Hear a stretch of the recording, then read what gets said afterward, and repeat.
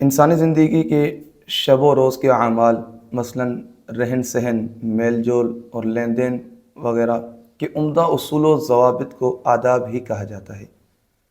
انہی آداب کی پابندی سے انسان تہذیب یافتہ اور شائستہ لوگوں میں شامل ہو جاتا ہے۔ قرآن کریم فرقان حمید میں حضرت موسیٰ علیہ نبینا علیہ الصلاۃ والسلام اور جادوگروں کا واقعہ بیان کیا گیا۔ ترجمہ کنز الایمان: بولے اے موسیٰ، یا تو آپ ڈالیں یا ہم ڈالنے والے ہوں گے۔ تفسیر صراط الجنان میں اسی آیت کے تحت لکھا ہوا ہے کہ جادوگروں نے حضرت موسیٰ علیہ نبینا علیہ الصلاۃ والسلام کا یہ ادب کیا کہ آپ کو مقدم کیا اور آپ کی اجازت کے بغیر اپنے عمل میں مشغول نہ ہوئے۔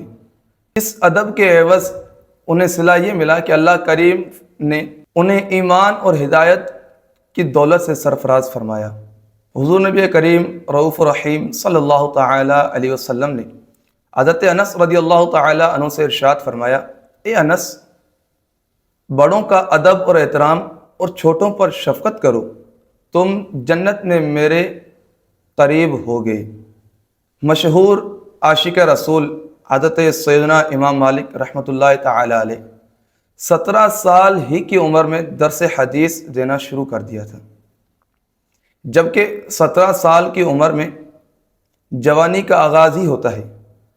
آپ رحمۃ اللہ تعالی علیہ کو جب حدیث شریف کا درس دینا ہوتا تو آپ پہلے غسل فرماتے، پھر چوکی یعنی مسند بچھائی جاتی، پھر آپ عمدہ لباس پہن کر خوشبو لگا کر آپ اپنے کمرہ اقدس سے باہر تشریف لاتے اور اس چوکی پر با ادب بیٹھ جاتے اور حدیث شریف کا درس دینا شروع کرتے۔ دوران درس حدیث آپ کبھی پاؤں نہ پھیلاتے، یعنی اکثر آج کل ہم بیٹھے بیٹھے تھک جاتے ہیں، کبھی پاؤں اوپر کرتے ہیں، کبھی نیچے کر دیتے ہیں۔ آپ رحمۃ اللہ تعالی علیہ حدیث شریف کے درس کے دوران ایسا کبھی نہ کرتے، اور جب تک حدیث شریف کا درس جاری رہتا انگیٹھی میں عود اور لوبان سلگتا رہتا اور خوشبو آتی رہتی۔ اسی طرح ادب کو ہمارے اسلاف کرام رحمہم اللہ السلام نے بھی اپنی زندگی کا حصہ بنا لیا ہے۔ الخیرات الحسان میں ہے کہ حضرت سیدنا امام اعظم ابو حنیفہ رحمۃ اللہ تعالی علیہ اپنی زندگی بھر میں اپنے استاد محترم حضرت سیدنا حماد رحمۃ اللہ تعالی علیہ کے مکان عالی شان کی طرف کبھی پاؤں نہ پھیلاتے، جبکہ آپ سیدنا امام اعظم رضی اللہ تعالی عنہ اور آپ کے استاد محترم سیدنا امام حماد رحمۃ اللہ تعالی علیہ کے مکان عظیم الشان کے درمیان 7 گلیوں کا فاصلہ تھا۔ کسی دانا کا قول ہے: ما وصل من وصل الا بالحرمتی، یعنی جس نے جو کچھ پایا وہ ادب ہی کی برکت سے پایا۔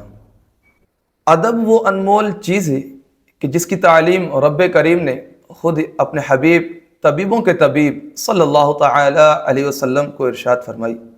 نبی کریم رؤوف الرحیم صلی اللہ تعالی علیہ وسلم نے ارشاد فرمایا: ادبنی ربی فاحسن تأدیبی، یعنی مجھے میرے رب نے ادب سکھایا اور اچھا ادب سکھایا۔